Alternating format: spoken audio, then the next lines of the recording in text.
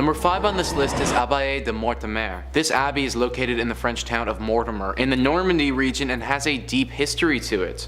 In the mid-1500s, this was a prosperous area filled with a bunch of monks. It was a growing town that was one of the most successful in the region.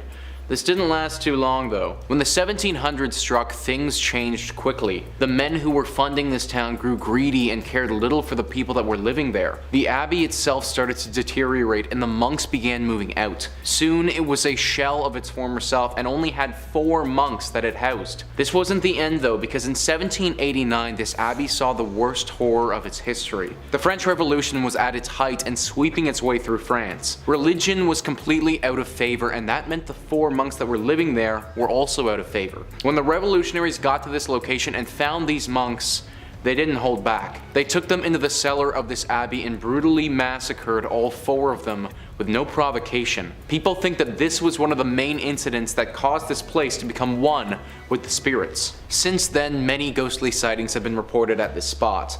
One of the most famous stories was in World War II. A British paratrooper landed in the forest nearby and was spotted by the Germans. He thought he was doomed for until a monk appeared out of nowhere and guided him to safety. It's believed that this is one of the spirits of the dead monks still trying to help those in desperate need. One of the most famous ghostly legends is the woman in white who wanders the grounds. This ethereal being floats through the area and was even photographed once before. Her origin is currently unknown, but it seems that after the monks were killed, this area became home to not only their spirits, but many. Werewolves, goblin cats, and other demonic things have also been spotted here. This place is deeply haunted, and even though that one paratrooper was saved by a ghost, I think that's the exception rather than the rule, and for that reason, I still wouldn't recommend going here. Number 4 on this list is the Chateau de Bruss. This chateau in France is located in the Loire River Valley south of the village of Angers in France. It's a very beautiful chateau and extremely unique because it's actually a mix of 2 different chateaus. In the early 11th century, an initial castle was built on the land, but then several hundred years later, in the 15th century, the land was taken over by the Duke of Brissac, who had his own vision for the space. He tore down most of the castle except for the twin medieval towers and then built around those, so you get this very interesting style of chateau. This chateau is also apparently the tallest in all of France. The great beauty of this castle and unique architecture aren't the only things that distinguish it though, because it's also one of the most haunted. An expert on the castle named Wesley McDermott gives great insight into the entity haunting this building, where he says, "A double murder that occurred sometime in the 15th century within the walls of the castle has resulted in one of the more popular ghosts of the Chateau de Brissac, that of the La Dame Verte, or Green Lady. The current residents, the Duke of Brissac and his family, have become accustomed to her roaming the rooms, but she has scared many a guest. She's often seen in the tower room of the chapelle wearing her green dress. What's most terrifying, however, is her face.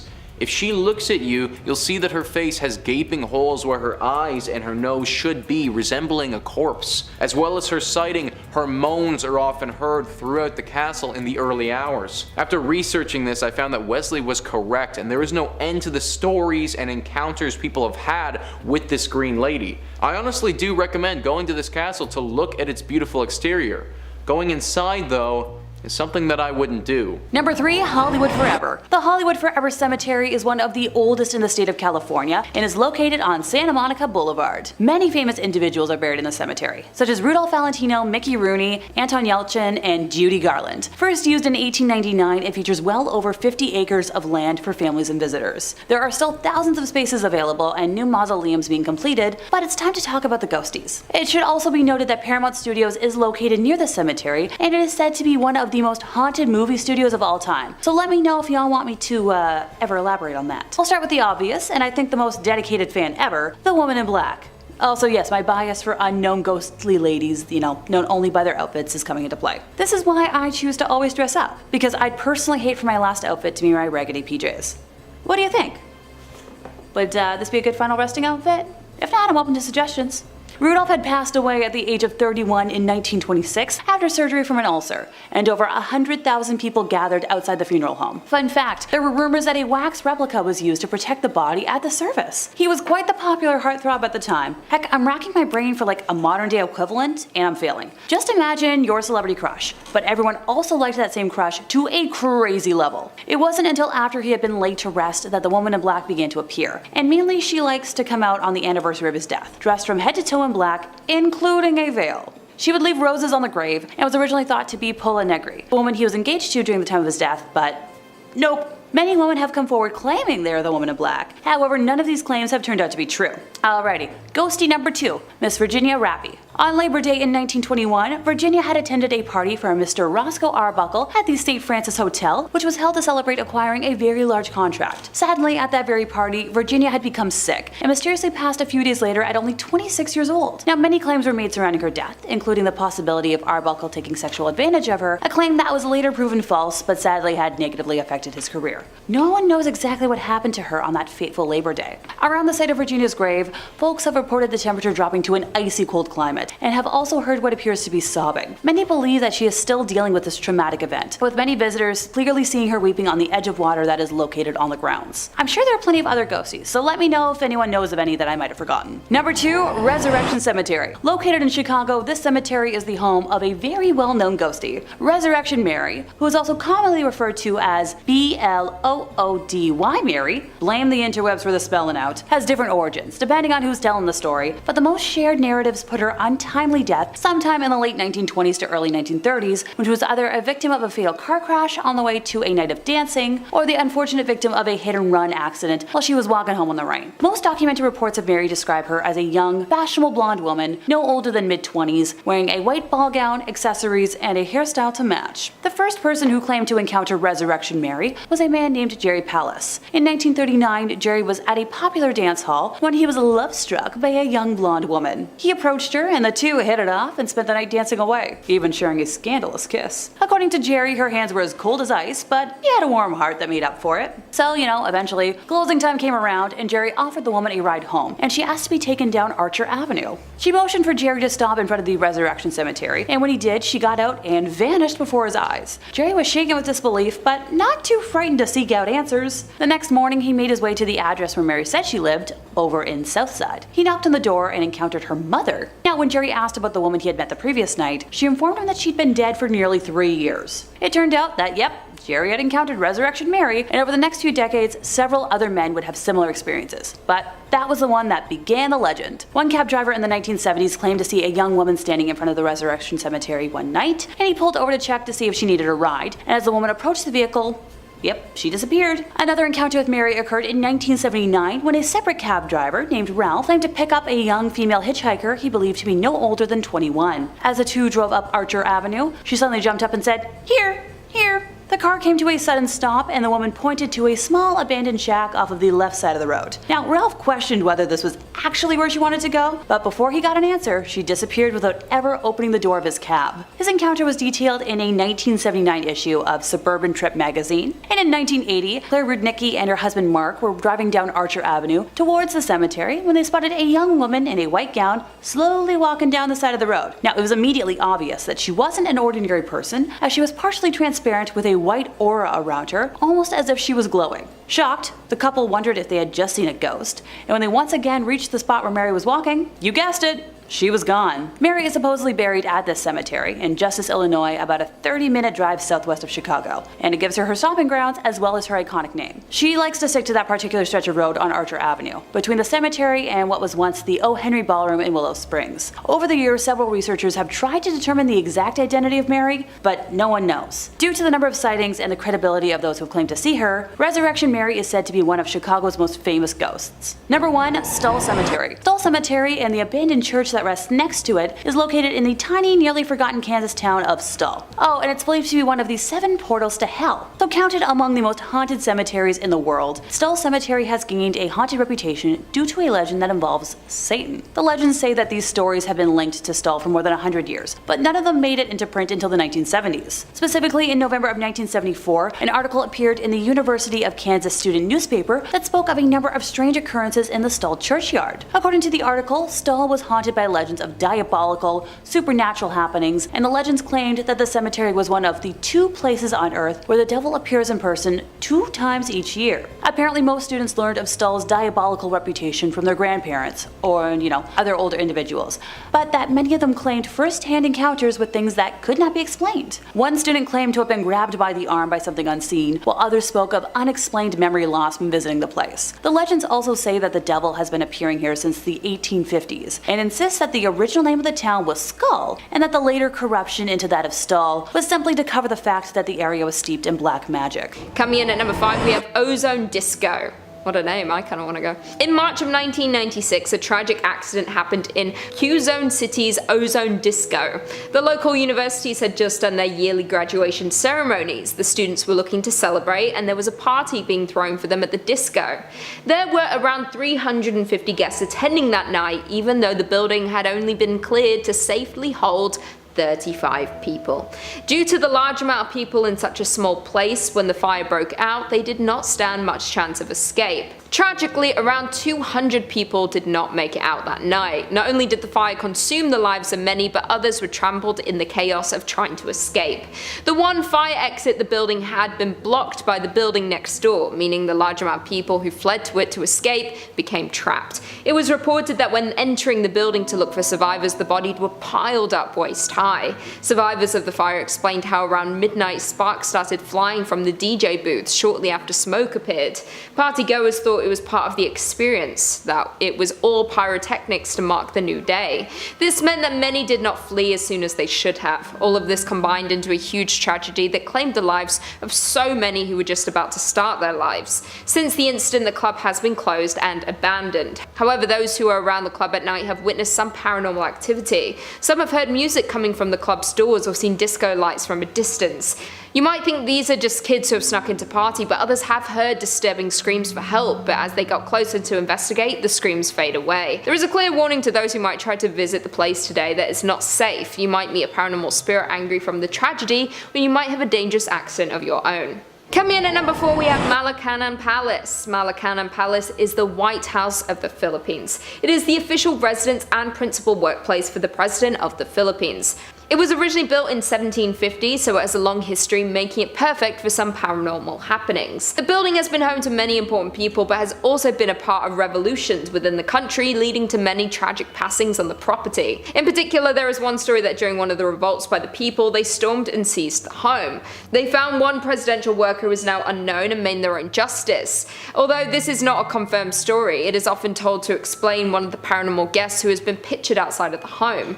They have been named the Headless Ghost. The photo captured shows the outside of the palace with a headless figure facing the camera. It is thought that this poor soul was separated with his head before passing and now walks the halls searching for it.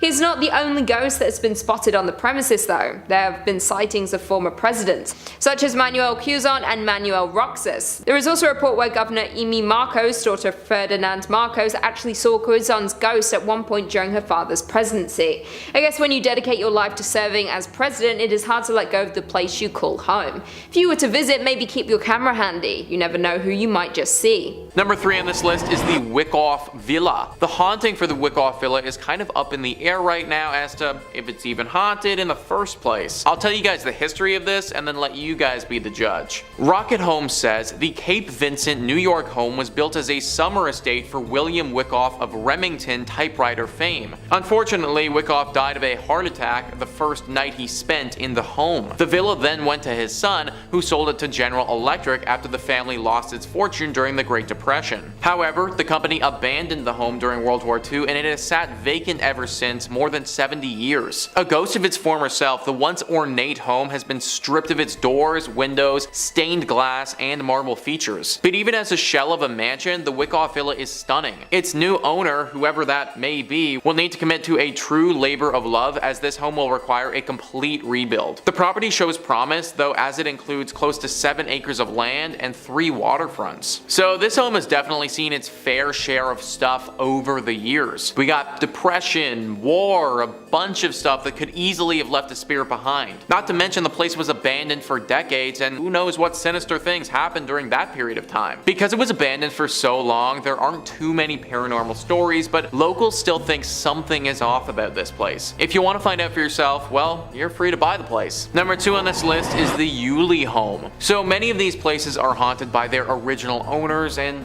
this one is no different. Rocket Home says, built in 1890, the Uli Home still has many of its original features, including its Uli bricks. The brickwork original owner Stefan Uli was known for around Silver City, New Mexico, where the home is located. Stefan and his wife Susanna were pioneers and 2 of the first settlers in the area, which served as a tent city during the mining boom. It's believed that Stefan and Susanna still haunt the property today. The Victorian home requires some renovation work, but has a number of great features, including a balcony, basement, and 1-bedroom apartment attached by a breezeway. So if you buy this house, you get to experience the ghosts of 2 pioneers. Just absolutely swell. It's said that these 2 spirits will often cause tons of problems at the home in an attempt to get rid of you from it. So even though you may buy this home and it's good to go, within a few months you'll have renovated it tons of times over because these spirits keep messing it up. Just on a pure investment stance alone, it doesn't seem like the best idea to buy this one. And finally, number 1 on this list is the Lake Forest Schwep Mansion. A Lake Forest mansion. This place is just made to be the setting for a horror movie. Rocket Home says, built in 1917 in Lake Forest, Illinois, the mansion was a wedding gift from John Shedd to his daughter Laura and his new son-in-law Charles Schwep.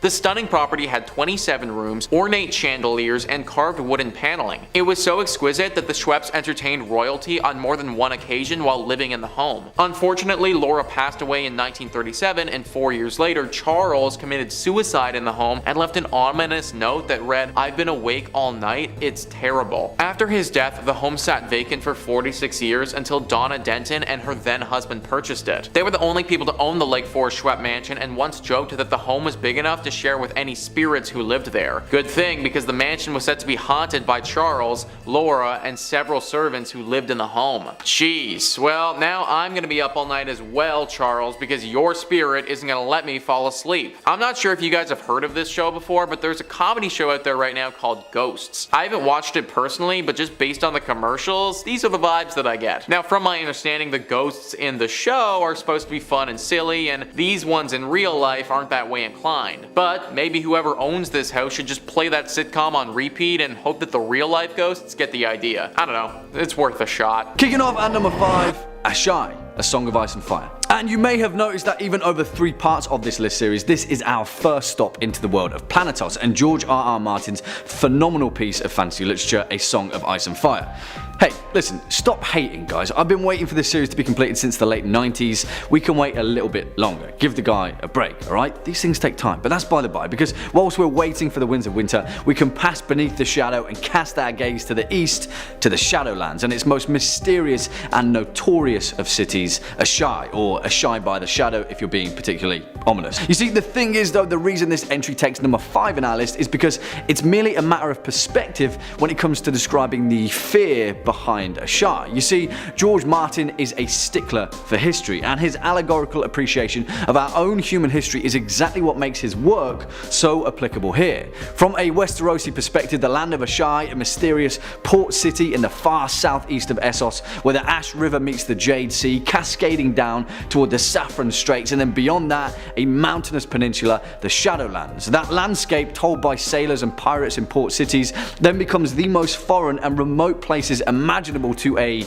small boy from Flea Bottom. And with that lack of knowledge comes fear. There's a lesson there. Yes, Ashai is a city made of black stone that drinks light. It is dark and gloomy. Its inhabitants are masters of ancient and arcane knowledge who worship the black goat, and where anything goes as far as magic is concerned. But you see, all of these are whispers. We've never seen Ashai, and we may never will. But the mystery is what keeps us curious. It could be the most terrifying hive of dark magic in the known world, or it could be that words are wind.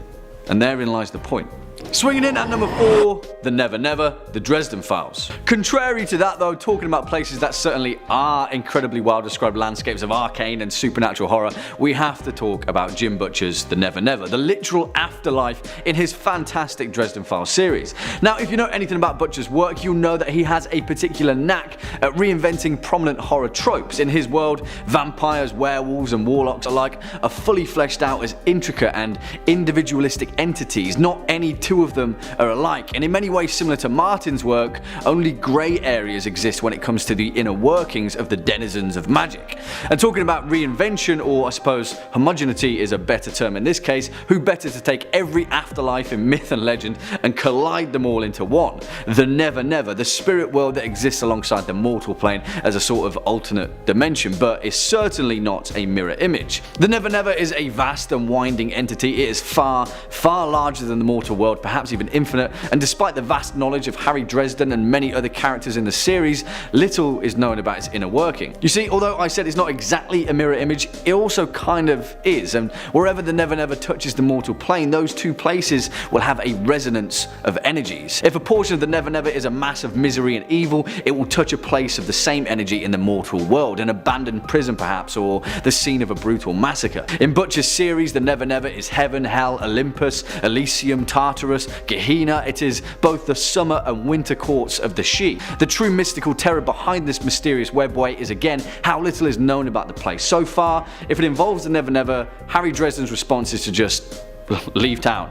It's probably for the best. Coming in at number 3, we have the Golden North Hotel. The Skagway Golden North Hotel may look like a classic hotel located on the main street, but it has seen tragedy and has the ghost to prove it. People say this place is haunted by a lady who passed away many years ago. She is bound to room 23 on the 3rd floor, but her presence can be felt in the area around the building. The locals tell the story of how this woman became bound to room 23. It's unknown in what year the story takes place, but it was many years ago. The woman was visiting the hotel with a husband. They visited the area so her husband could go on a gold expedition. The expedition was over a number of days to possibly weeks, and the wife was to stay at the hotel and explore the local area. The day arrived and the husband left on his expedition, leaving his wife alone. Not long after the husband had left, the woman caught pneumonia. She became sicker and sicker. There was no one in the area able to help her. She had no way to get to a local doctor with no knowledge of the area. She sadly passed away in a little over a week due to her illness. When her husband returned, he was heartbroken to find his wife had passed. She had been laying in their room for weeks awaiting his return. The locals were shocked to hear what had happened, and horrified no one had heard her cries and helped her survive her ailment. Since then, she has been bound to the room. Other guests have heard sounds coming from the room which remains empty. The spirit can be heard coughing or choking. Some have said they saw her from the window of the hotel when walking around the area late at night. Some have even heard her cries for her husband. When anyone tries to investigate the room, they just find it empty and cold. The cold of the room takes over you as soon as you open the door. You can feel you are in the presence of a spirit and are overcome with sadness. Coming in at number 2, we have Independence Mine. The Independence Mine, now known as the Independence Mine State Historic Park, is the site of a former gold mining operation. It is located in Palmer, Alaska. The mining history in the area dates back to at least 1897. The mining town now sits abandoned. The operations were temporarily halted in 1950 with the plan to eventually resume operations. They were never able to resume the operations. This resulted in a well-preserved collection of mining equipment and buildings.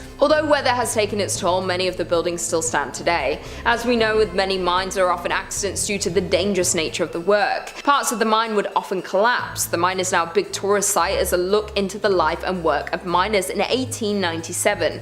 The visitors have reported a lot of paranormal activity while touring the facility. Almost everyone who visits the mine sees some form of activity there. There are many apparitions that appear. They walk around the mine as if they were doing their usual day's work. Some have even seen cigar smoke coming from certain locations. You can smell and see the smoke, but there are no cigars in the area that could be making the smoke. Tour guides have noted that they often have the feeling of being followed. They can feel themselves being watched each time they tour the facility. Some have even found footprints that don't belong to them or anyone in their group. Although there is a lot of paranormal activity in the area, tourists still come to see the remains of the mining town. The ghosts seem to be well intended. They may merely be echoes through time of the souls who passed here. As far as we know, there have not been any visitors who have been hurt during their visit. I would still be wary of visiting here though. Finally, in at number 1 we have At the White House. At the White House was built in 1902 and is now on the National Historic Register due to how long it has been standing in the community. It has had many issues since it was built. It was originally built as a hospital, then it was used as a daycare centre, and today is used as a hotel. Any building that was used as a historic hospital has seen a lot of tragic passings. When the building was used as a daycare centre, there was a tragic fire. The building caught fire in the 1980s. It was fully restored following this. During the fire, the young woman who owned and ran the daycare was trapped inside. After ensuring all of the children were safe, she became trapped and unfortunately perished. Since the fire, her apparition has appeared around the home. Most guests believe her to be a kind spirit, but she does bring on the feeling of dread and terror when she is in your presence. Guests at the hotel have claimed to be startled awake by the young woman standing at the foot of the bed. Once they wake up and become frightened, the spirit usually disappears. Workers at the hotel claim that she appears to show more interest in families with children. She reportedly had a love for looking after children, and even in death she wanted to ensure their safety during their stay at the hotel. It is unknown what room she was trapped in during the tragic fire, but there are numerous cold spots around the hotel. Others have heard faint screams and cries coming from certain rooms. She is hailed as a hero for saving all of the children during the fire, but guests are still frightened when greeted by her ghost in the early hours of the morning. Number 5 on this list is Maju Hotel. Located in Bucharest, this hotel was initially built over 100 years ago in 1912 and was first called the Palace Hotel. It was called this because it truly was a marvel back then and was one of the most beautiful spots in the country. The architect who built it owned the property until 1948 when it was ultimately taken by the state. This is where it was given the name that it has today. For the next 20 years or so, the hotel thrived and wasn't only just a spot for the super wealthy to vacation, but was also a spot of parliamentary meetings and other things of great importance. In 1970 though, this hotel shut down. It was simply a side effect of the communist wave that was sweeping through this part of the world, and therefore the hotel was neglected for 20 years until finally it reopened in 1990. It wasn't used as a hotel anymore though, but rather as student housing for the students enrolled in the Academy of Film and Theatre. It was during this phase when Maju Hotel saw the tragedy that haunts it to this day. Nellie Bajan was a young student who was staying here during her time in school. The semester had come to an end though, and it was Christmas time when the incident happened. She was one of the only students who didn't go home for Christmas and instead decided to stay in her dorm. One evening she was walking down the hall, and due to some of the lights being out, she stepped into the elevator shaft where there was no elevator waiting for her. She fell down several stories and landed at the bottom of the shaft, writhing in agony. She didn't die immediately though. In fact, it took her over 3 hours to finally die from her wounds. 3 hours where she was screaming and yelling for help, but nobody could hear her because they were all home for Christmas. Now her spirit haunts this place, and many students have reported hearing cries for help coming from nowhere. Some have seen her ghost standing at the end of the hallway, looking as if she's desperate for someone's attention. The sad thing about this is that if it would have happened at any other time when students were in the building, she likely would have been saved and never would have died at all. Just a horrible tragedy that's left its mark on this hotel for good. Number 4 on this list is the Witch's Pond. So this is a bit of a weird one. The Witch's Pond is a very small collection of water in the Wickoff Forest that's said to be haunted.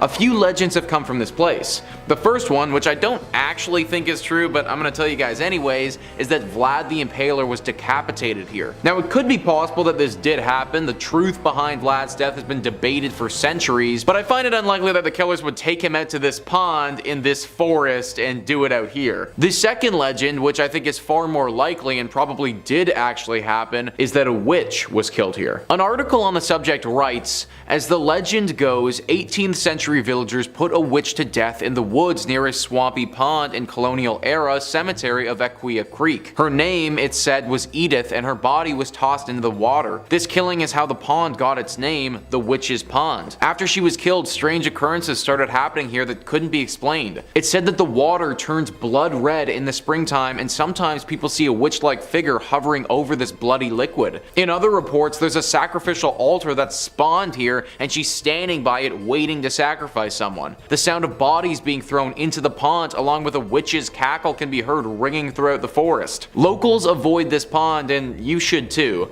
Also, if you think about it, it's just a small pond, so I don't really know why you'd be going there anyways. Number 5. Leap Castle. There are a ton of old haunted castles in Europe, isn't there? Like, that was someone's house at some point. You gotta think, those chamber pots have been used for like 1,000 years. Ugh, yuck. And of course, some dark and nasty history has gone down there at these places as well. You can feel it almost most of the time. Leap Castle, Ireland.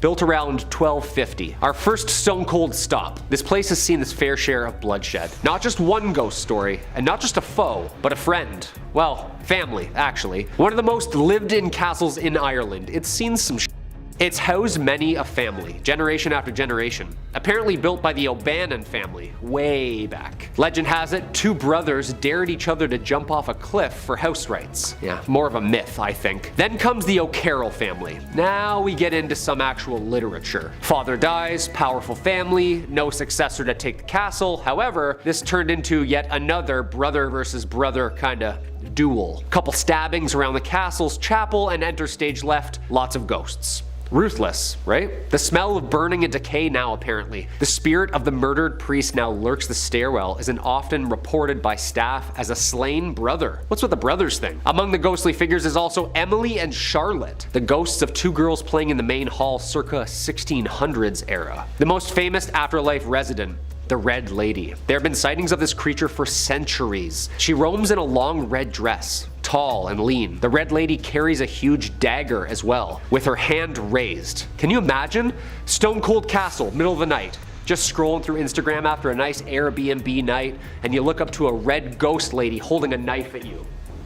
Yeah, I would just like cartoon run on air, you know? Number 4, Kamikos. As always, if you like what we do here on Top 5 Scary, throw us a thumbs up down below, or leave us a comment to ponder over. Halloween's just next week. Which haunted house does it for you? Churches do it for me, you know? Churches. I don't do creepy, creaky churches, you know? So many floorboards. Okay, so this planet is like old. We're finding things and sites that are literally changing history textbooks as we speak. Göbekli Tepe, Petra, like Syria and Turkey, these places are old, but Greece is like ancient old. Newsweek reported that in 2020, a collection of more than 30 inscribed tablets were found at the bottom of a 3,000-year-old Athenian well in the ancient cemetery of Kamikos. Yeah, scary enough, right? You see these tablets bear individual curses and prayers to the Greek gods of the underworld. So all sorts of nasty energy just floating atop there. Juta Strazek, who led the excavation, said that whoever ordered the curses inscribed on the tablets was unnamed, but the black magic seen, heard, and felt at the site is present there for all to research. Even though back then black magic and the use of curses was forbidden in Greece during that time, which makes this even more horrifying. Just refound in 2016, the cemetery itself was first excavated in 1870 from the Greek ministry. Progress halted during World War II, and the excavation then lost momentum. The excavation site consists of a massive sanctuary holding thousands of precious artifacts. Kamikos comes from the Greek word for pottery or ceramics, arguably the most important cemetery of ancient Athens, riddled with the oldest tombs and curses that went along with them. There's always like adultery feuds too, isn't there? I curse thee, Demetria, for looking at my Adonis. Like lots of jealousy and lying back then, it seems. In third place, we have Edinburgh, Scotland. So the beautiful city of Edinburgh is well known for its ghostly activity. For starters, the South Bridge vaults are haunted by several different ghosts. During the Irish potato famine of 1845 to 47, thousands of Irish folks immigrated to Scotland seeking, survival. Forced into the vaults under the bridge, as many as 10 people lived in a single room. The conditions were poorer than the tenants, crowded and damp with barely any air circulation. And just like that, the area quickly became Edinburgh's red light district. Services of the night, please tell me you get what I'm referencing, gambling, and a thriving black market were commonplace in the vaults. By the late 19th century, the vaults were closed off for good in an effort to drive the seedy activity out from under Edinburgh's main thoroughfare. For decades, these vaults sat empty as their icky past slipped into obscurity. Obscurity that ended in 1998 when a local man crawled through a narrow passageway in one of his buildings and rediscovered the rooms underneath the bridge. Since then, the cavernous vaults of Southbridge have been open to the public, and the reports of ghosts have poured in. Honestly, what have I said about leaving hidden spaces that are blocked off be? Nothing good comes from opening them. Witnesses have claimed to feel cold gusts of air, hear voices, and to see and sense an intangible presence. Some ghosts are quite bold, like the spectral youngling Jack who likes to grab visitors' hands in the wine vaults. You know, just for funsies. While another more menacing presence is known as Mr. Boots. He's an unkept man that was named for his, tall footwear. He lurks in the back section of the vault and has been known to push and throw rocks at visitors. Some have claimed to hear his footsteps on the cobbles and his echoing voice cursing throughout the chambers. It's even rumored that in the 1820s, the infamous serial killers William Burke and William Hare lurked within the vault, killing some of their 17 victims there, and storing the bodies in that same location until they were sold off for medical dissections. Visitors to Edinburg Castle also frequently report sightings of apparitions. A young piper who disappeared without a trace hundreds of years ago can still be heard today, with the faint, haunting sound of a lost soul. As well as the story of the vanished piper, the dungeons are frequented by a headless drummer boy and a gaggle of French prisoners captured during the 7-Year War, who are regularly sighted in and around the castle. If you hear the bark of a dog in Edinburgh's Old Town, yet there's nothing there, it could be Bobby, a phantom Skye Terrier that is known to all in the city. The faithful hound spent 14 years guarding his master's grave until he finally passed away in 1872 and was buried in Greyfriars Kirkland, near his owner. People still hear his little bark near his grave. A small statue of Greyfriars Bobby is a popular landmark on the corner of Candlemaker Row, and it's good luck to rub Bobby's nose. Aw, here I am tempted to plan a trip, mainly to give a good ghost doggy a pet. Oh, almost forgot. Greyfriars is a graveyard that dates back to the 16th century and is the resting place of several infamous characters, but the most gruesome story is that of Bloody Mackenzie. Look, the interwebs really don't like when I say that word, so bear with me here. This wealthy lord was tasked with punishing hundreds of prisoners who refused to change their religion. Locals believe that the ghost of Mackenzie haunts the graveyard after his tomb was disturbed by a homeless man who broke into the graveyard at night. As soon as he laid hands on the tomb, the floor opened up beneath him and he dropped into a shallow grave containing plague victims. Since then, many other freaky episodes have taken place nearby. A woman was found unconscious with bruises around her neck, and many claim that it was Mackenzie's poltergeist, continuing his evil deeds in death as he did in life. No biggie. In second place, we have Canterbury, Kent. While this medieval city might be aesthetically stunning, it has quite the dark past. The ghosties here tend to be a little more spread out than other places, and have different tales. So let's have fun with some short and sweet descriptions. For starters, Canterbury Cathedral, a pilgrimage site for centuries, is the home to many restless spirits. Archbishop of Canterbury was famously and brutally killed by the King's Knights in 1170. Beckett's place of death has a large welded cross above it with 2 swords. His tomb can be found near the high altar, where his apparition still appears to visitors. Other cathedral ghosts include a nun and the ghost of Simon of Sudbury, who was the Archbishop of Canterbury from around 1375. Other paranormal hotspots in Canterbury include Tiny Tim's Tea Room, haunted by the spirits of 3 younglings whose remains were found within the walls during restoration. And hey, if you hang around Hawks Road, you might glimpse Abigail, a sad soul who frequents the area. Another spooky house in the area is the Bishop's Finger, which is located on St. Dunstan Street. In the 19th century, a housekeeper by the name of Ellen Blean discovered that her employer, a priest, was having an affair with a younger woman. It is said that Ellen poisoned the pair with a meat pie and then vanished from the city. Shortly afterwards, it was discovered that she had been buried alive as her body was found nearby. Ellen is said to wander the streets and manifest herself in the Bishop's Finger every Friday. She's described as, plain-faced, larger lady in a long white skirt and a mob cap. There are more haunted places in Canterbury, but sadly, I don't have all the time I would like to go into more detail. In first place, we have the village of Pluckley. Included in the Guinness Book of Records as the most haunted place in Britain, the Kentish village of Pluckley's popularity amongst ghosts and ghouls had to make it the #1 spot on our list today. Wandering monks, decapitated highwaymen, and all manner of central casting spirits reside here, but special attention should be paid to the particularly gruesome story of the Pluckley watercress lady. Seen smoking a clay pipe and living on the banks of the river about a century ago, the woman would sell watercress to the locals and drink gin from a flask. My kind of lady. Falling asleep one evening, it is believed that her pipe scattered ashes onto her rags and she burned to death. So nowadays, a pink glowing specter can allegedly be spotted at the exact location where she went up in flames. Now, before someone asks why this place is scarier than the others on today's list,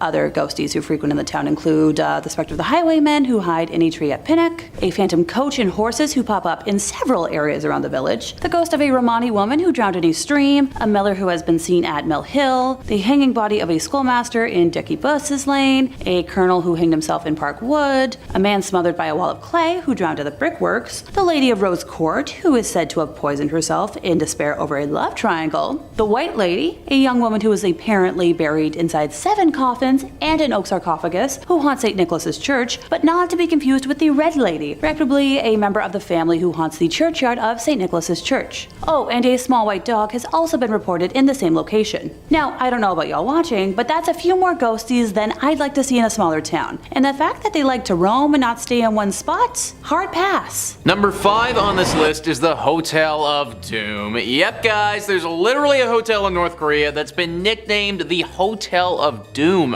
It sounds like something straight out of an Austin Powers movie, but I can promise you that Dr. Evil is not residing there. That's because the hotel itself, the largest building in all of North Korea, has never had a single guest in it ever. It's completely abandoned and never fulfilled its initial purpose of being the most prestigious hotel in North Korea. In fact, according to the Guinness Book of World Records, the 1,080-foot tall building is the tallest unoccupied building on the entire planet. 105 stories of just absolute nothingness. North Korea never finished the building because they just simply ran out of money. The whole country is estimated to have a gross domestic product of about $40 billion, and the building is estimated to take roughly $2 billion to finish. So, to finish this hotel, the country would need to allot 5% of all its money to get it done. Needless to say, it won't be happening anytime soon. Even though this Hotel of Doom isn't housing any human visitors, that doesn't mean that someone isn't putting it to good use though. Well, maybe someone is a poor choice of words. It might be better to say something. Since the exterior construction of it finished in 2008, there have been rumors circulating about some sort of creature living in this hotel. Not a physical being like a werewolf or a beast of some kind, but a shadow figure that floats throughout. A little bit like a Dementor from Harry Potter, but even less humanoid than those were. The sightings have been few and far between because no one ever goes into the hotel. It's only ever been spotted from the ground looking up. People have reported a sense of uneasiness when walking past this building, but the building itself is also very intimidating. North Korea doesn't have many buildings of this stature, so this one definitely sticks out like a sore thumb. If a shadow creature has taken up residence here, then it's honestly done pretty well for itself. In fact, it may own one of the most expensive, albeit unfinished, properties in all of North Korea. Number 4 on this list is the prisons. And yes, you did hear that properly guys, prisons as in plural, not just one, but all of them. North Korea is very secretive about everything that goes on there, so making a list about this country is pretty tough. Because of that, it's hard to identify one specific prison that's haunted, but based on the stories of these places, I'd honestly assume that all of them are. The amount of death that happens at North Korean prisons is actually messed up. In fact, a judge who survived Auschwitz said that these prisons are just as bad. The first section on Wikipedia in regards to these prisons writes, North Korean prison camps have conditions that are unsanitary, life-threatening, and are comparable to historical concentration camps. A significant number of prisoners have died each year since they are subject to torture and inhumane treatment. Public and secret executions of prisoners, even children, especially in cases of attempted escape, are commonplace. The mortality rate is exceptionally high because many prisoners die of starvation, illness, work accidents, or torture. There have also been reports that even if your father committed a crime, for instance, well, you'll also go to jail for it. Innocent people are being sent into these places with no due process and dying in these horrible and harsh environments all the time. Just how some of those German camps are haunted by those who were taken far too soon, I have to imagine that the same thing's going on here. Now, we don't know for sure, and there aren't any specific stories that have come to the light, but that's mostly because North Korea keeps all their info airtight, and there have only been a few stories that have even come out about survivors of this place. I feel like it goes without saying, but obviously, this is a spot that you should just never go. Number 3 on this list is Woodcois Forest. Woodcois Forest is a big forest that's located near the city of Krakow.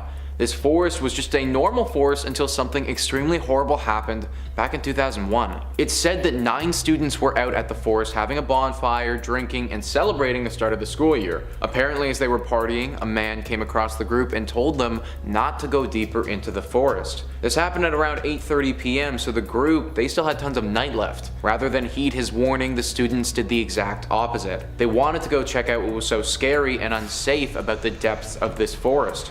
They grabbed their things and they went into the woods.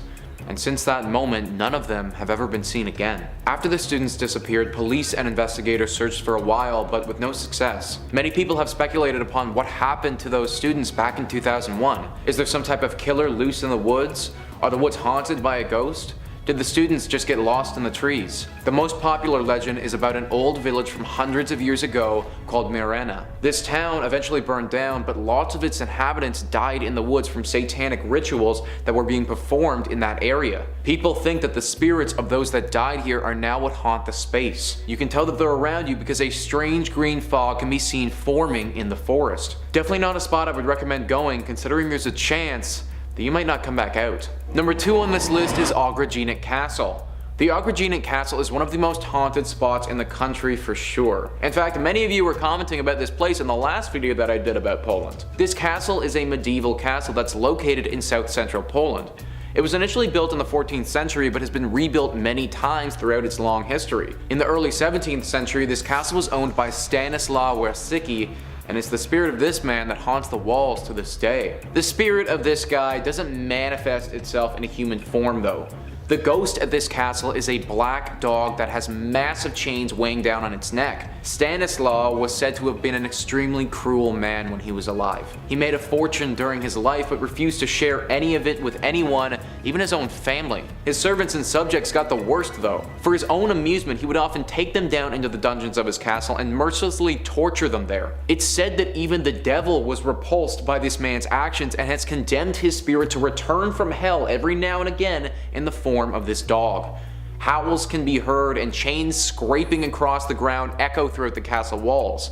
Frankly, I think it's a very fitting end that a man who looked at other humans as dogs is now the spirit of one. Number 1 on this list is the Zofcica Psychiatric Hospital. This haunted psychiatric hospital is located in Otwock, which is very close to Warsaw. This location is currently abandoned and probably for good reason. It was established in 1907 and was intended to be a psychiatric hospital specifically for Jewish individuals. Prior to World War II, this hospital was considered one of the most prestigious neuropsychiatric centers in all of Poland. As you may expect though, when World War II began and Poland was taken over by the German army, the conditions of this hospital got very bad. The mental institute was still running at the beginning of the German occupation. Its location was inside the Jewish ghetto of Otwock. As I mentioned though, the lifestyle of these Jewish patients, it was horrific. It's estimated that roughly 400 Jewish patients died from starvation and torture in the early goings of the occupation. This all culminated on August 19th, 1942 when a horrible atrocity took place. 100 to 140 of the occupants were rounded up and brought outside the hospital. There they were all executed on the spot. Any patients who remained were put onto the trains along with all of the other Jewish residents of Otwock and sent to the extermination camp Treblinka. It should also be noted that many of the workers at this institute took their own life before they were taken onto the trains. Nowadays this hospital is abandoned and doesn't serve any purpose, but locals have said that it's very haunted. People who go past this spot often hear disturbing moans and cries coming from thin air. People have also seen ghostly apparitions walking around the forest that's right next to this building, a forest where many deaths took place. They describe these apparitions as having blurred faces with a weird glow to them. This is just one of the many spots in Poland that has a horrible history due to the events that transpired during German occupation. If you do ever go to this place, then make sure to show some respect. The atrocities that happened here were real, and we can't take them lightly. Number 5, Union Graveyard. This specific cemetery is located near Stepney Road in Easton, Connecticut, and dates back to the 1700s. According to ghost hunters, it is one of the most haunted cemeteries in the entire United States. The most popular ghostie is the elusive White Lady, popularized partially thanks to Ed Warren having an obsession with her and possibly catching footage of her. Some believe she is Harriet Seeley, whose young son passed shortly after being born, and Harriet herself passing soon after. Legend believes she may have died in hopes of finding her son, and still wanders their final resting place searching them out. Others believe she is the ghost of a woman from the 1940s who killed her husband and later herself and is doomed to wander the graveyard. Her physical description is the one thing that remains consistent. She is a young woman wearing a white dress with dark hair. It seems as if she enjoys scaring the daylights out of the living, so my kind of gal. Many who have witnessed her believe they have almost hit her with their vehicle, only to find no trace of her once they pull over. Others claim they have often seen her hovering slightly above the ground around the cemetery, going back and forth amongst different gravestones. In 1993, local firefighter Glenn Powell received a call about a transformer explosion and drove to the scene of the incident with a police officer and observed a female driver following closely behind him on the road. He remembers the night sky had turned pink, and the explosion emitted large amounts of electricity that made the hair on his arms stand up at quite the distance. Glenn was driving along the road beside the cemetery when the officer seated next to him yelled, "Watch out!" In the middle of the road was a woman with long brown flowing hair and wearing a white Victorian nightgown. Glenn described seeing a surprised look on her face before slamming on the brake, but was unable to avoid hitting her, describing it like hitting a brick wall, with the back of his truck flying into the air and the policeman next to him being launched into the dashboard. The driver behind him jumped out of the car and helped the two men search the area of the crash to check on the woman, but she was gone. Glenn is quoted as saying there was no sign of bodily fluids, there was no clothing, there was nobody, there was nothing. Now, Lorraine Warren used to often take walks through the cemetery, saying that it was one of the most haunted places around. Ed caught the white lady on camera on September 1st of 1990 at 2:40 a.m., which was his 7th night in a row of filming at the cemetery. Determined to have proof, and described dark figures surrounding her, shapes that he thought were wood ghosts that seemed to jump on her while they all argued. Now, the Warrens have also referenced a red eyes ghost, so a pair of red eyes which they claimed can be seen in the forest behind the cemetery, not to be confused with bike reflectors that locals have placed within the grounds to scare teens. The famous duo claimed the eyes belonged to Earl Kellogg, a man who was set on fire across the street in 1935. Number 4. Highgate Cemetery. Highgate Cemetery is located in North London, England, and was assigned by architect Stephen Geary. There are approximately 170,000 people buried in around 53,000 graves across the West and East cemeteries for context, and today's tale has to do with vampires. In 1967, two teenage girls were walking home along the nearby Swains Lane and claimed to have witnessed the dead rising from their graves by the cemetery's north gate. Another teenager had been awoken one night with something cold and clinging on her hand, which left prominent marks the next morning, while reports circulated of a tall man in a hat walking in the area before melting through the cemetery's walls. On Halloween night of 1968, a group of teenagers interested in the occult visited Tottenham Park Cemetery at a time when it was being regularly vandalized by intruders. According to a report in the London Evening News on November 2nd, the teens arranged flowers taken from graves in circular patterns with arrows of blooms pointing to a new grave, which was uncovered. And by that I mean a coffin was opened and the body inside was disturbed. But their most macabre act was driving an iron stake in the form of a cross through the lid and into the chest of the corpse. In a letter to the Hampstead and Highgate Express on February 6 of 1970, David Farrant wrote that when passing Highgate Cemetery on Christmas Eve of 1969, he had glimpsed a grey figure, which he considered to be supernatural, and asked if others had seen anything similar. Sean Manchester claimed David's grey figure was a vampire, and the media quickly latched on, embellishing the tale with stories of the vampire being a king of the vampires or practicing black magic. See, king of the vampires? That's my kind of guy. A rivalry grew between David and Sean, with each claiming that he could and would expel or destroy the specter. Sean declared that he would hold an exorcism on Friday the 13th of March, which, you know, it's a good spooky date for that sort of thing. ITV conducted interviews with both men, and others who claimed to have seen supernatural figures in the cemetery, which were transmitted early on the evening of the 13th, and within 2 hours, a mob of hunters from all over London and beyond had swarmed over the gates and walls into the locked cemetery, despite police efforts to get them the heck out of there. Some months later, on August 1st of 1970, the charred and headless remains of a woman's body were found not far from the catacomb, believed to have been used in a black magic ritual. David was found by police in the churchyard beside the cemetery one night in August, carrying a crucifix and a wooden stake. He was arrested, but when the case came to court, it was dismissed. There was more publicity about David and Sean when rumors spread that they would meet in a magician's duel on Parliament Hill on Friday the 13th of April in 1973, which never occurred. The vampire is said to lurk until this day, so maybe I'll have to make a trip eventually to pay my respects, if you get what I mean. Number 3 on this list is Grès-les-Bains. This is a commune that is in the southeastern part of France. The reason why this town is so haunted is because of all the conflicts that have taken place there over the years. If you name any significant war that has happened within France, it's most likely that at some point or another, a battle was fought at this place. This has caused a lot of untimely death of soldiers and also the civilians who were living there. All of this death has left some spirits behind and made it so that this town is deeply haunted. Even though this is a town, the area that is most haunted seems to be located close to the castle at the top of this town. The reason that I say at the top is because this is a mountaintop village, and the way that this town is laid out has the castle right at the zenith. Therefore, everything is cascading down from this haunted castle that towers over the rest of the residents. There isn't one ghost who lays a rule to this town, but a collection of ghostly spirits. It's said that if you walk around the castle at nighttime, then many voices will start to speak out of thin air. Shadows will dance on the walls as if someone is around you, but once again there'll be nothing. People also report having a deep sense of uneasiness when they're in this area and feel unwanted. The ghosts here don't sound as dangerous as some of the other ones, but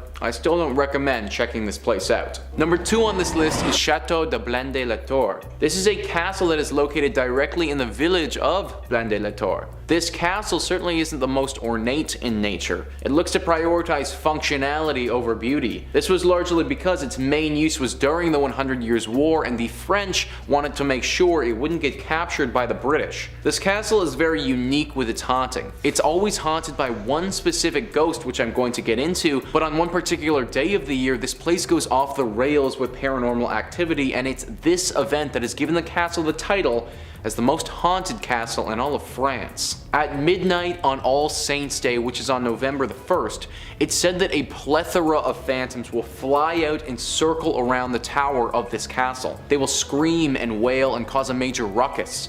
People have also said that these wailings feel inherently sinister in nature, almost as if these ghosts are driving people away from this place. Reports have also said that chains can be heard smashing against the walls, and screams from below in the tower are heard as if people are locked up there. This event only takes place on November 1st at midnight though, and is now part of the lore and culture around this village. On a regular day, this castle isn't completely without ghostly apparitions though. The ghost of the master of the castle from the 11th century walks throughout in a bloodied outfit. It's said that he was murdered with a dagger, and that his spirit walks around to this day still holding that same dagger which killed him. Number 1 on this list is Chateau de Bonaguil. This castle is located in the Saint-Front-sur-la-Masse and was built in the medieval ages. It's decently well kept considering how old it is today. As with most castles that were built around that time, this one played a critical role in the 100 Years' War. It's said that it was fought over multiple times and retaken by both sides multiple times as well. Aside from its deep history, reports of a potential haunting have run rampant all throughout France. In fact, people were so convinced that a spiritual presence was living here that a team went to go investigate it. This group of paranormal experts went in and made some startling discoveries. They said that when they got there, the thing that they noticed and detected the most was the sensation of somebody touching their shoulder, as if somebody was right behind you and had their hand just on one of your shoulders. This went hand in hand with a sensation of burning. Apparently the burning didn't have them in pure agony, but they were all reportedly uncomfortable for sure. The temperature changes didn't stop there either, because it also got incredibly cold all of a sudden. Creepy noises, loud shouts, and a very guttural and deep moan that echoed throughout the castle were all things that this group had reported as well. Nobody knows who or what ghostly spirit is causing these occurrences, but it's clear that something isn't quite right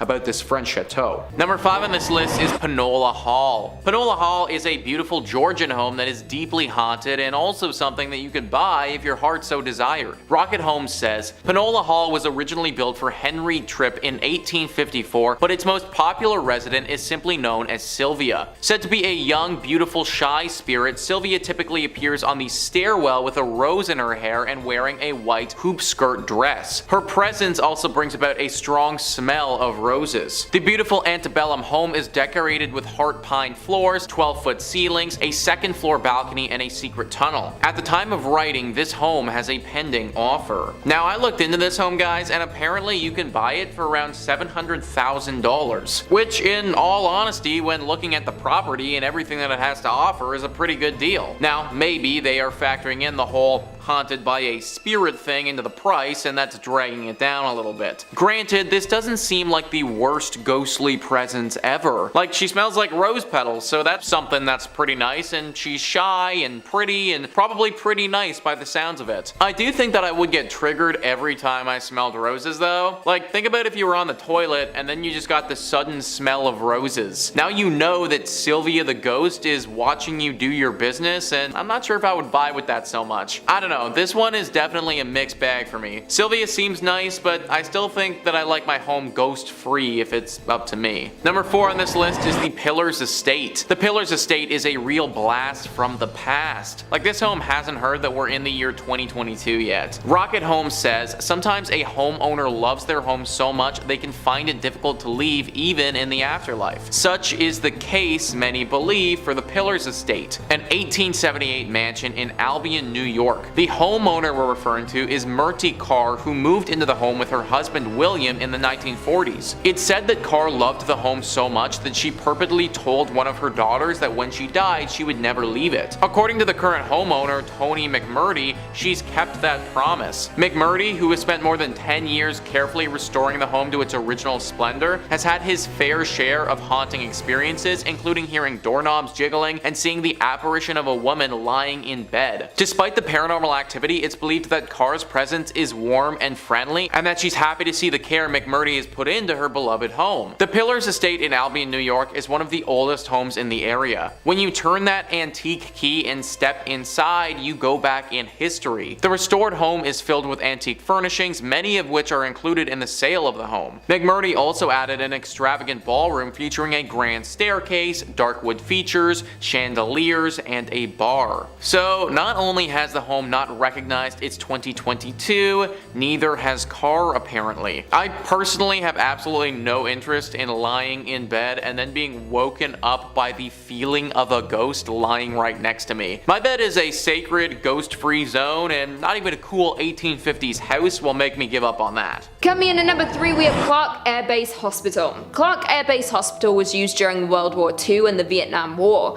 It now lays abandoned on a redeveloped Air Force base. It is said that as soon as you enter the destroyed building, you instantly feel the paranormal energy that belongs there. The locals believe it to be cursed and dare not enter. Due to this, it is seen as the most haunted hospital in the country.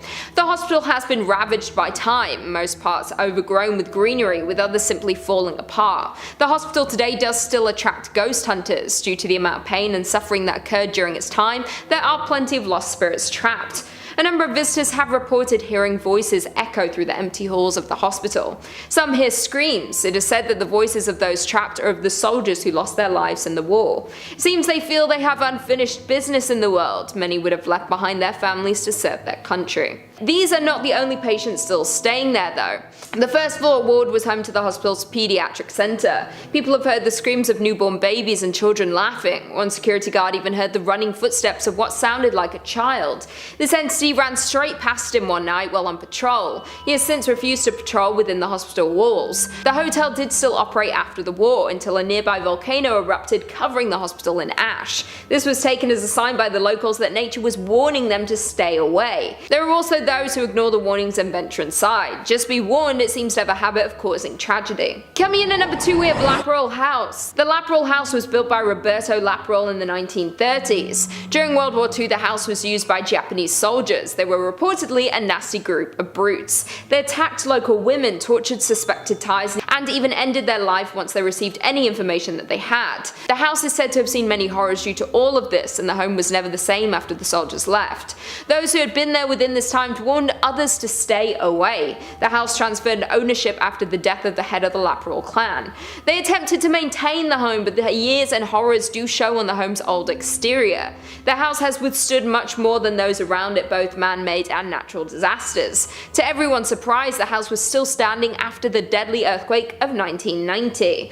In 2013, the home was turned into a museum. It was at this point that we started to hear more details about the hauntings inside. The show has been visited on many ghost haunting shows, along with being featured in a film. Those who have visited the house have told of what they found and why the house is visited often by paranormal investigators. One visitor claimed that they heard screams coming from the lower sections of the home. They rushed to go see if someone was hurt, but they found nothing.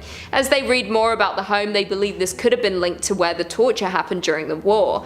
Others felt a dark presence in various sections of the home, cold spots or a feeling of sadness that disappeared as quickly as they had felt it. Some said they felt watched, like there is an entity in the home that no one can see, but it is watching all who visit closely. One man claimed he heard water running in the rooms, but when he went to turn it off, there was nothing there. there, not even a source for any water to be coming from. The home is haunted by the ghosts of the past, but might also hold an ancient entity that causes you to feel watched. Either way, this is not a home I'll be visiting anytime soon. And finally, coming in at number 1, we have Manghit Cave. Manghit Cave got its name from the smell of the accumulated bat droppings inside the cave. Located in the central Philippines, this is a scary location due to more than the hauntings. Many people are scared of entering dark and possibly unstable caves, but this one contains more than just the fear of confined spaces. The cave is popular by those who like to explore deep into caves in their spare time, but do it at your own risk. The cave is said to be haunted by lost caving groups. The cave does not offer much light, and the deeper you go, the more lost you get. There have been a number of groups that have gone lost throughout the years with no remains ever recovered. There are so many hidden corners within its maze you will never be found. Those who explore it today have encountered a number of paranormal occurrences. Some report seeing shadows not cast by them or their group like there is someone else with them. Others have heard footsteps scrambling around as if in panic. Finally, the further in you travel, the more you hear a distant scream of help. Often only one of 2 members of your team will hear this. No matter how far towards the voice you go, it will keep seeming out of reach. This causes people to go further and further into the caving system until their team bring them to their senses to head back. Those who have experienced this believe it may be how the others have gone missing. Some say there may be a demon living deep within the cave looking to bring the lost souls to feast on. Coming in at number 5, Silverbow Inn Bed and Breakfast. The Silverbow Bed and Breakfast is located in Juneau, which is the capital city of Alaska. The inn is more famously known for its bakery that was founded in 1898 by the original owner Gus Messerschmitt. This is the oldest bakery in Alaska, and some say it is the best. Although people travel from far to taste the treats and the bakers, there are reports of paranormal activity in the inn above. The original owner and founder of the inn reportedly still haunts the premises. The story goes that the owner loved his bakery and inn. He spent his whole life dedicated to creating the finest bakery. From the day it was built, he spent all of his time here. He loved welcoming the customers and ensuring everyone enjoyed their stay. Inevitably, having spent all of his time at the inn, he was here when he passed away in 1938. He was so dedicated in life, it seems his soul was tethered to the place in death. Since he passed away, guests of the bakery and inn have reported a lot of paranormal activity. The most commonly reported sighting is of Gus opening his shop early in the morning. People have seen a figure matching his description walking around the halls as he once did to prepare for his day. This is not the only thing that guests have noticed. Some people have reported knocking on their bathroom door. When they go to investigate who it is, there is no one there, but they have a feeling of being watched. Many believe this is Gus checking up on the guests. He also wanted to ensure everyone staying there was happy, and people believe this is a sign that he's still checking in on the guests today. Coming in at number 4, the Hotel Captain Cook. The Hotel Captain Cook, located in Anchorage, is notorious for its paranormal spirit, which has been nicknamed the White Lady. People often take ghost tours of the hotel, hopeful of a chance to meet this famous spirit. Although the origins of the ghost are mostly unknown, from her behavior it appears she passed away in the women's bathroom, or at least in the area which may have been home to something else before the hotel was built. The locals explain how she is bound to this place and is unable to pass on. She could possibly be cursed, as she seems distressed about her situation. Since the hotel opened, there was a lot of paranormal behavior in the area. She would break the glass of the mirrors in the ladies' bathroom or swing open the doors to scare those inside. The hotel management had to step in when one guest used the bathroom stall located at the very end of the ladies' room. While in the stall, she felt something fall around her neck and start to get tighter and tighter. The woman panicked and ran from the stall. As soon as she left the cubicle, the sensation stopped. Since then, the bathroom has been bolted shut as to stop this from happening to anyone else. She does seem to be mostly contained to this stall, but there are still paranormal happenings. Lights turn on and off on their own. No one has been hurt since the spirit was locked away, but I would still stay far away from this hotel. Unless you're looking for an angry spirit, this is a hotel that should not be on your list of destinations to visit. Although, my parents were there and it's fine, you know. They're Gucci gang. Next up at number 3, the Hotel Dolphin 1408.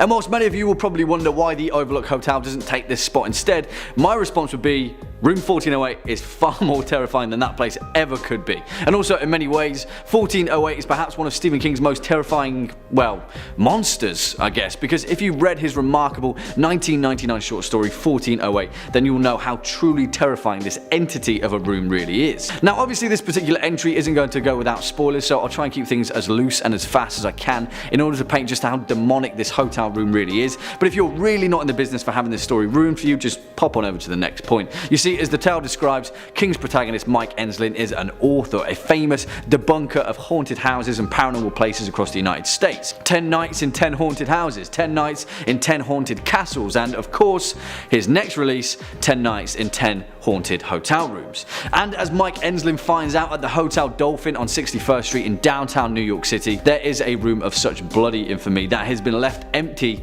for over 20 years. Upon his arrival, the hotel manager gravely warns him of room 1408's morbid history. It has been responsible for at least 42 deaths, 12 of them suicides, over a 68-year period. But he's heard it all before. Mike Enslin does this kind of thing for a living, and he won't be dissuaded by the pleas of some hotel manager. Well, obviously I won't paint too much of a vivid picture, because really you should read 1408 if you haven't already, but some of the scenes depicted in this story are genuinely some of King's most terrifying pieces of prose, particularly when it comes to a certain phone call that incessantly won't stop ringing. Yeah, it's probably for the best that I just leave things there, but room 1408 at the Hotel Dolphin is certainly one of the most memorable and equally terrifying places in horror literature. Coming in at number 2, Autumno, the Silmarillion.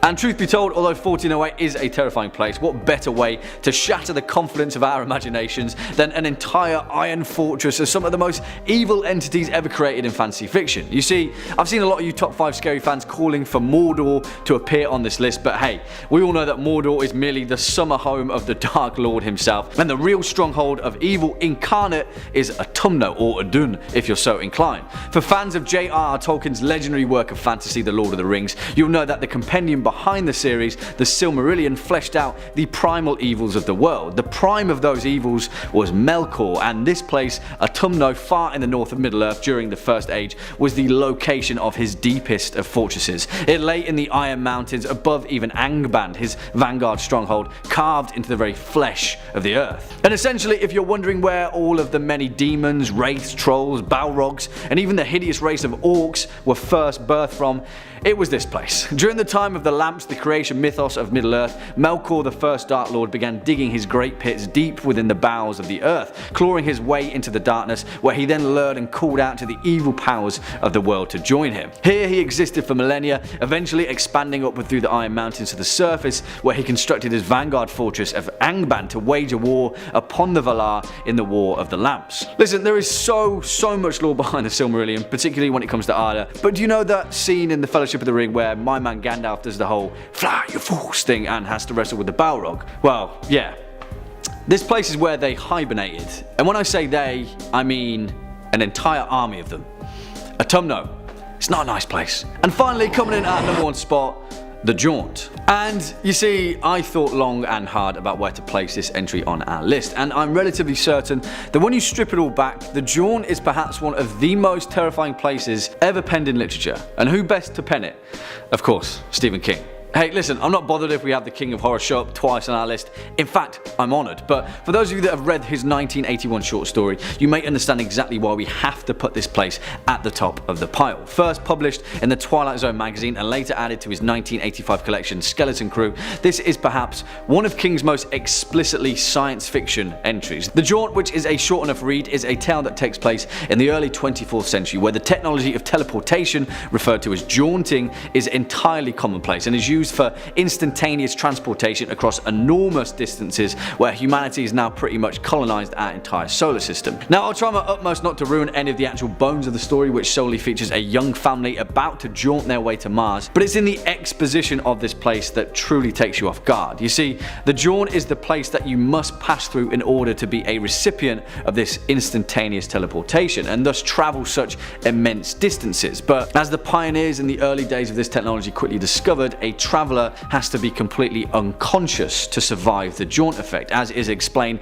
by the family's father as they prepare to undergo general anaesthesia at the beginning of the story. Alright, I'll stop there, because really, if you haven't read it, I'm sure that there's a PDF floating around somewhere for you to sink your teeth into, but honestly, I'm not sure if it's just me, but King seemed to have struck on an oddly specific nerve here. Maybe the Jaunt is Todash darkness, maybe it's the place that we see when we close our eyes and go to sleep at night. But one thing is for certain, I don't ever want to find out. Number 3, Kaimuki House. This Halloween, if you're trick-or-treating, listen to old Uncle Kyle and do not go near this house. Located in the Kaimuki neighborhood of Honolulu, Hawaii, this place has a horrifying reputation. Apparently, murder and a most foul nature has occurred in the house many times. Murder case after disappearance, the local stories became fiction. It's now known by locals as the most haunted place on the island. And here's why. The house itself looks like a normal, surf-friendly home. Yeah, not really. Enter stage right, the Kasha. The Kasha is a creature said to reside in the actual house. It's a man-eating ghost from Japanese folklore. Not just story, the events from the Kaimuki house have been documented.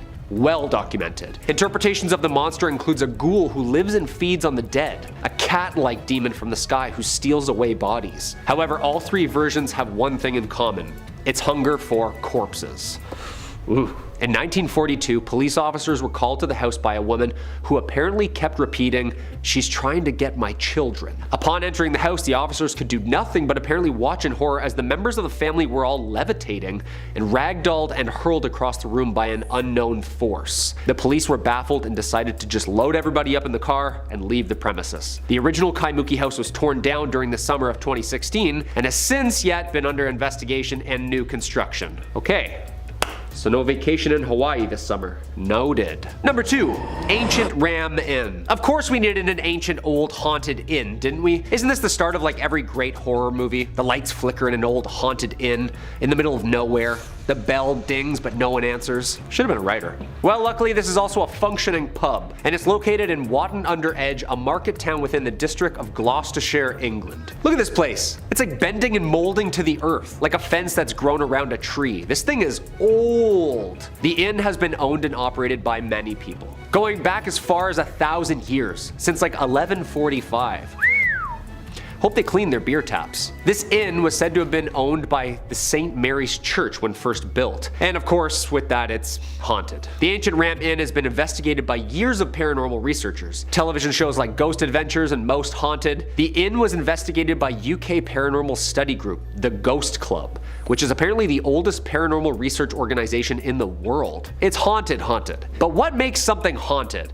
Is it the age or the sinister events that happened in and around the premises? This land sits on the intersection of two lines that people think contain high spiritual energy. Using a map, of course, these lines trace directly to England's most sacred site, Stonehenge. Legend has it that the energy from Stonehenge feeds the property's paranormal power. Not to mention, the backyard is home to a 5,000-year-old pagan burial ground. Witches being burned at the stake on the property. Hey, if you see a pagan ghoul pouring himself a Guinness in the middle of the night, just say cheers and keep walking. Number 1, Bran Castle. It's October, so we're feeling extra spooky around here at Top 5 Scary. We're familiar with the classics, right? If we're not, go and binge some horror movie marathons, people. The castle of all castles, Dracula. Well, kinda. What Dracula was based off of. Where he lived, at least. Also, the national monument of Romania itself. Fun fact. It doesn't get much more Halloweeny than this place, come on. Bran Castle is linked to the historical figure who inspired author Bram Stoker's creation of this half-bat, half-man. No, not Batman. Vlad III, Dracula, otherwise known as Vlad the Impaler. Don't panic, this was like a couple years back, like mid-1400s. We know this guy, and yes, you heard it right, the Impaler. I don't really need to get into much detail with this one. To impale. Google it. Some believe Bran Castle was one of the sites which Vlad reigned. Unfortunately, history says that he wasn't around here. In fact, it says that he was only imprisoned here for a little bit. Yeah, although there's no coffins inside. So what makes this place so scary? Apparently during Stoker's research to the region of Transylvania, he came across accounts of the atrocities committed by Vlad and used the Dracula name after studying him. And of course, this castle, built out of wood originally, somewhere around the 11th, 12th century, seems to be pretty fitting upon research of the old haunted castles territory. Unfortunately, this 1,000-year-old home isn't really a home anymore, just home to relics now, and the occasional cold breeze and fuzzy camera picture. Bran Castle acts as a museum now and a popular Halloween destination. Apparently they found a gold casket that houses the heart of Romania's Queen Marie in the walls. Yeah, that's pretty haunted castle material, no? Number 3 on this list is Uli Home Castle. Bogdan Home was a Romanian intellectual who was very wealthy at the end of the 18th century. Bogdan, even though he put lots of effort into his work and business, put the most of his time into his daughter. Uli Home was his daughter, and in Bogdan's eyes could do no wrong. That's why when she passed very unexpectedly at the age of 19, Bogdan fell into a deep depression. While she was alive, she was rather remarkable. In her early teens, she knew 7 languages and had already graduated several prestigious schools for piano and vocals. She apparently excelled at her schooling as well and was set to have a very fruitful life if she hadn't been taken too early due to tuberculosis. Bogdan, as I mentioned, didn't respond super well to this and reacted by building the Uli Home Castle. Little did he know that it was going to be haunted. Apparently he partook in spiritism sessions with people who were trained in reaching out to the dead. In these sessions he would communicate with his daughter's ghost and she would tell him how she wanted her castle to be constructed.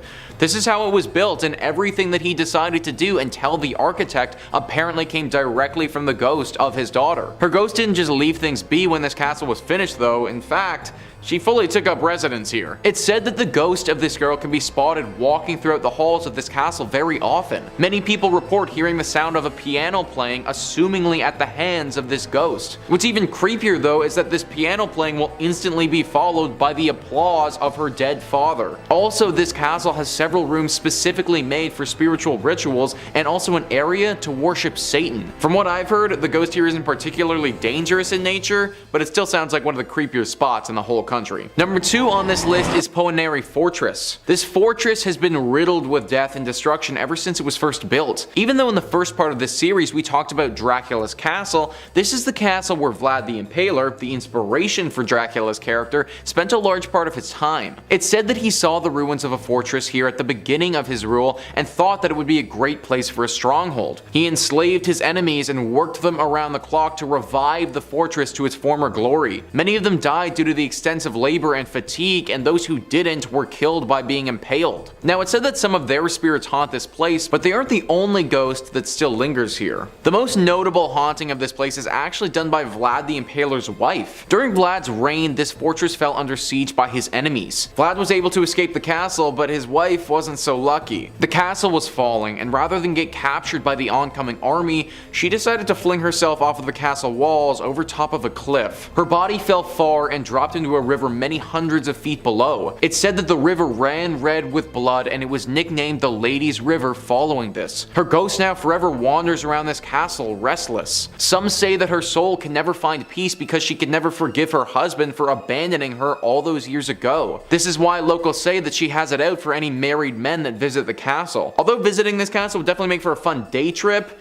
it might just not be worth it. Number 1 on this list is Hohe Forest. Often referred to as the Bermuda Triangle of Transylvania, this forest is on pretty much everyone's list when it comes to the most haunted forests in the world. It all started when in 1968 a military technician took a photo of the area and captured what looked to be a UFO hovering over top of the woods. An article from My Best Place writes, after this incident, other inexplicable events soon followed, including the disappearance of a shepherd and his 200 sheep which were never found again, and the disappearance of a 5-year-old girl who later reappeared 5 years later wearing the same clothes and without having aged even 1 day. There have also been many first-hand reports from people who have entered the forest only to come out with burns, severe rashes, headaches, and a high fever which they didn't have before. Some studies have revealed higher than usual radioactivity produced by natural uranium present in the subsoil. The part in that article about burns and rashes and other things is one of the most common reports described by the people who go here. It seems that everyone who enters into these woods leaves with some sort of trauma. Most of that trauma is mental though. Feelings of despair and depression are widely documented from pretty much everyone who steps foot into this forest. All of the numerous reports, the photographs, and the general lore around this place has to make it the most haunted spot in all of Romania. Definitely not a forest that I recommend going to if you're looking to get outdoors. Number 3 on this list is Kim Jong-il's tomb. Kim Jong-il was the leader of North Korea for almost 20 years before passing in 2011. The Kumsusan Memorial Palace is a massive palace that used to house the initial ruler of North Korea, Kim Jong-il's father, Kim Il-sung. Once he died though, this massive place was converted into a mausoleum to respect the great leader and then later his son as well. This place is creepy as all holy hell though, and is definitely haunted by these old leaders. Let's just take a quick look at what they currently have Kim Jong-il chilling in. It's this massive all-glass container that he's been mummified in. His embalmed body just lies there all the time,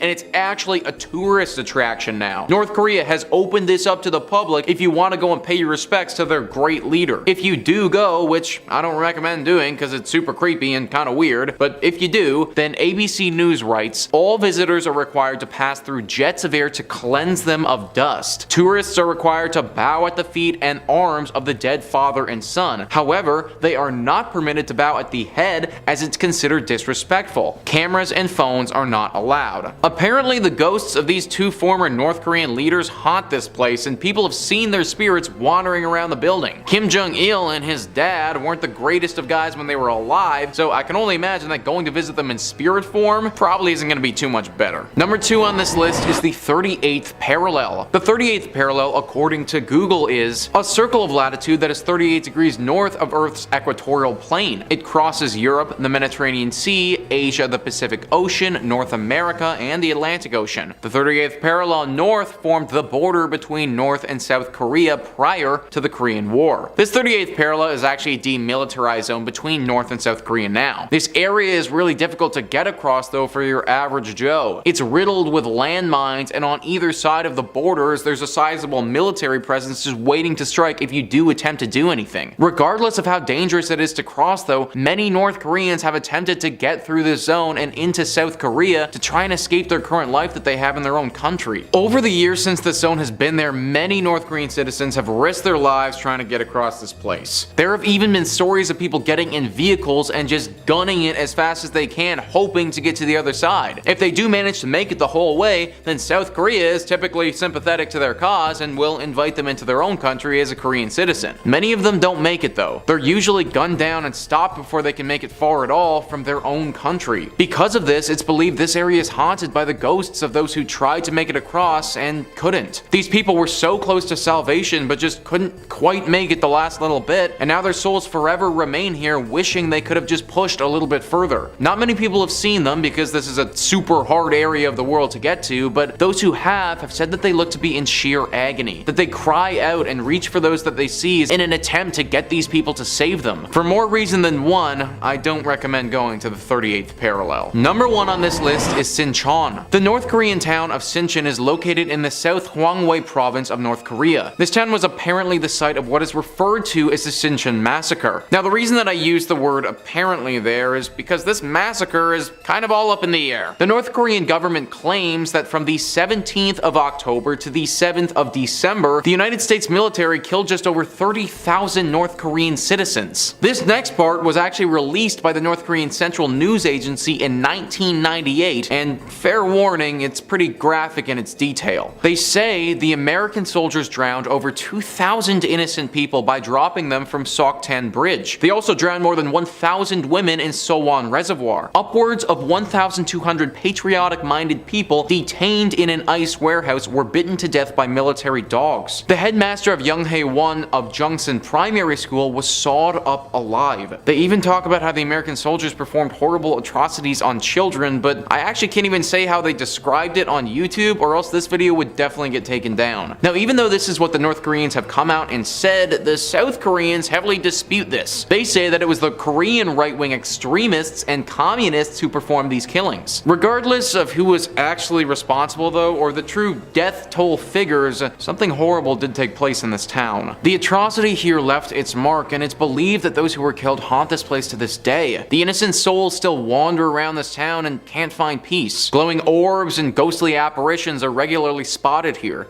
It isn't just one ghost or one type of ghost either, but a horrifying variety. In 5th place, we have Pendle Hill, also known as Penhull. Pendle Hill is located in the Lancashire countryside, near the villages of Burnley, Colne, Padiham, Clitheroe, and Nelson. Pendle Hill is famous for George Fox's Visitation, the Quaker movement leader in 1652, and the barometer experiments of Richard Towneley in 1661. I feel like I'm missing something else they were famous for. Let's see if I can get the gray matter in here working. Oh, right. It's home to a very famous witch trial. Locals to the area know very well the story of the 10 women executed for witchcraft at Pendle Hill in the 17th century, who, still haunt the area. The story of the Pendle Witches is an excellent example of a well-documented allegation of witchcraft. So this tale begins way back in the year 1612, when there was said to be a family of local peasants who lived in a vast limestone tower. However, the family was no ordinary family. These peasants had enormous powers and were reported to be in league with the devil. According to reports, the the family made clay effigies out of teeth and human hair. In a coincidence that's going to surprise absolutely no one, local people died of various mysterious illnesses or great pains at the time. The milk in the area turned sour, and cattle died mysteriously as well. People were kind of afraid to go up that hill. A local magistrate, Roger Norwell, made the decision to arrest 2 people living in the tower. They were brought to Lancaster for trial, and 2 days later, the rest of the witches were arrested and also taken to Lancaster for trial. Out of the 12 folks on trial, 1 passed during the proceedings, another one was found not guilty, and the other 10 were, very much found guilty. On August 20th of 1612, all 10 accused witches went to the way of the rope necklace at Gallows Hill. The history of the witch trials has given the place an eerie atmosphere and several terrifying reports. Pendle Hill was featured on the show Most Haunted, during which several supernatural events are said to have taken place, including members of the show's crew being injured. Most of the ghostly activity is said to be out of spite from the witches, who continue to call Pendle Hill their cursed home. One tale of haunting in particular took place during a Ouija board experiment. Is my disdain showing yet? The stupidity was happening in the foundations of Malkin Tower, when a tooth suddenly landed on the center of the table. Now this caused everyone present to be extremely concerned, and after having obviously checked to ensure that nobody in the group had lost a tooth, which was, definitely human, it left the folks involved in a quandary as to how it got there. The tooth was eventually identified as belonging to an adult of around 40 years of age, and was in fact an old tooth. And if a league of ticked off witches wasn't enough ghosties for y'all, a Bronze Age burial site has been discovered at the hill's summit. Just a little bonus. In 4th place, we have Stirling, Scotland. This beautiful market town has played a pivotal role in the history of Scotland, along with playing host to multiple grisly stories and, unsettled spirits. The imposing hilltop, Stirling Castle, is home to several ghosts, and I'm struggling to decide who to talk about in detail. Probably one of the mysterious ladies. Oh, I know, the Green Lady. It is believed that she was a servant girl in the employ of Mary, Queen of Scots, and a very gifted one at that, who was blessed with the powers of foretelling, or second sight. So this maiden had a premonition that if her queen slept even one night within the ancient fortress, she would not live to see dawn. So she told her mistress of the fears, and thankfully, Mary listened and offered to allow the girl to watch over her as she slept, and, call for aid should any threat present itself. Through the long dark night, our serving gal sat, bundled in a great soft chair guarding her beloved queen. Weary from a long journey, Mary fell into a deep slumber as soon as her head hit the pillow. And this girl too was kind of weary. She barred the door and, lighting a taper, sat by the bedside. There she sat for what seemed like an eternity, near hypnotized by the flickering of the taper's end. But try as she might, she could not resist the weariness in her bones. Her limbs grew heavy, her eyelids heavier still, and decided, that maybe closing her eyes for a minute wouldn't hurt since she was so exhausted. Hey, we've all been there. But what seemed like no more than a few moments, she opened them again, blinking against the sudden brightness of the chamber. She, through bleary eyes, tried to call out, but found her throat so dry and realized that the tiny taper, set so carefully by the queen's cot, had fallen, lighting the bedclothes and tapestries on fire. Coughing, she darted from her chair, gathering the deeply sleeping queen in her arms, and carried her towards the door, barely managing to get her to safety before eventually passing from smoke inhalation. Sadly, her name has been forgotten. She is known only by the color of the gown she wore, the Green Lady. So visitors to Stirling should be mindful that their female phantoms have one thing in common. Yeah, I said phantoms, plural. It is said that whosoever looks even once into their eyes won't make it through the night. So if you notice like a ruffled robe or well-turned spectral heel as you're passing around, turn away, avert your gaze, because you don't want to risk your soul. Some say that Queen Mary herself haunts the castle, roaming the grounds in a pink dress. The Darnley Coffee House on Bow Street is also said to be haunted by a mischievous poltergeist, while the Old Town Jail is home to the spirit of the last man that went the way of the rope necklace on site. Number 5 on this list is the Krakow Horror House. Located in the Wałęsa district of Krakow, this house has been reportedly haunted since 1990. The good news is you won't be able to miss it and therefore can avoid it pretty easily. It's said to have a tree growing straight out of the roof, weeds everywhere, has the windows and the doors all boarded up, has a lock on the gate, and has barbed wire on the fence. So even if you did want to go in, it would be pretty freaking hard. This house is said to have been haunted ever since the owner in 1990 hung himself inside. After this happened, weird things began occurring at this home. After the man died, a couple moved into this house, but moved out only a month after living there. One of the crazier things that happened to them was that their car turned on all by itself and drove straight into their garage. A jewelry company tried their luck at this home next and met a similar fate of weirdness. Their jewelry kept getting inexplicably broken inside the locked drawers. Nothing was stolen, just broken or crushed. Finally, an IT company came into the home, but they were met with an onslaught of fires that started from their own computers. Nowadays, this place is totally locked up and can't even be accessed. It's known by all the locals as being one of the most haunted homes in all of Poland. Clearly, the man who took his own life wasn't too fond of others inhabiting his space and did whatever he could to get them to leave. It could be a bunch of weird coincidences, but the things that happened are just simply too weird to be chalked up as that in my opinion. Like, how on earth does your car start by itself and drive straight into your home? It truly does sound like some ghostly intervention to me. If you don't want something weird and dangerous happening to you, then I would highly recommend avoiding this haunted home. Number 4 on this list is the Wieliczka salt mine. This salt mine is truly unbelievable and looks like something straight out of a fairy tale. Nearby the Polish city of Krakow, this salt mine is so beautiful it's considered to be a World Heritage Site. This mine was established in the 13th century. It was actually used for mining salt all the way until 2007. The mine descends to a depth of 327 meters and has horizontal passageways that extend a whopping 287 kilometers. This mine has some beautifully designed underground rooms and is a massive tourism spot for people visiting Poland. Many of these tourists aren't aware that there's a legend surrounding these ancient walls though. It all started with a young boy many years ago. This young boy wanted to go and work in the salt mines because his family was very poor and he wanted to help support them. The foreman of the mine at the time would not accept his help because he thought that the boy was too young. After some pleading from the boy, the foreman finally told him that he could work for 1 week, and if he was impressed with his workload, then he could continue on in the mine. The boy happily accepted the challenge, but when he got down there, started struggling heavily. That was right up until another man approached this child and told him that he would help the boy in exchange for a portion of his wages. The boy accepted, and with this man's help was able to meet the foreman's expectations. The foreman paid the boy his week's wages,